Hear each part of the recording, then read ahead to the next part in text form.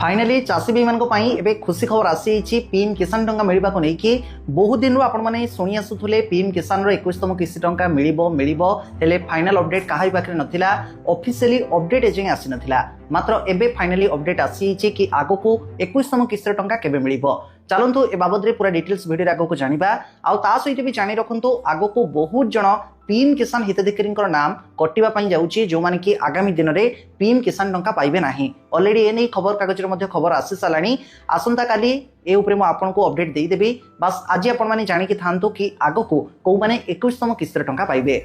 केंद्र सरकार चाषी भाई मान जो सबुठ बड़ योजना ता हूँ पीएम किसान योजना जो थे कि प्रत्येक वर्ष 3टी किस्ती रे 2,000 करके 6,000 टंका चाषी भाई को मिली थाए। आउ 2025 रे ऑलरेडी 2टी किस्ती 4,000 टंका मिल सारी। जेबेठू पीएम किसान योजना आरंभ है सेबेठू एजाएं 20टी किस्ती 20 दुणे 40,000 टंका ऑलरेडी चाषी भाई को मिल साराणी। आउ एबे 21तम किस्ती को देशर कोटी कोटी चाषी भाई माने अपेक्षा करके थिले। आउ फाइनाली आज ऑफिशियली अपडेट मध्ये आसी सारी। आउ एबे आपण मानकु केही एपट सपोर्ट करके डेट घुंचै परिबे नाही। पूरा फाइनल जो डेट आसी निजे जाइकी पीएम किसान योजनार ऑफिशियल वेबसाइट ही आपण माने चेक करेंगे।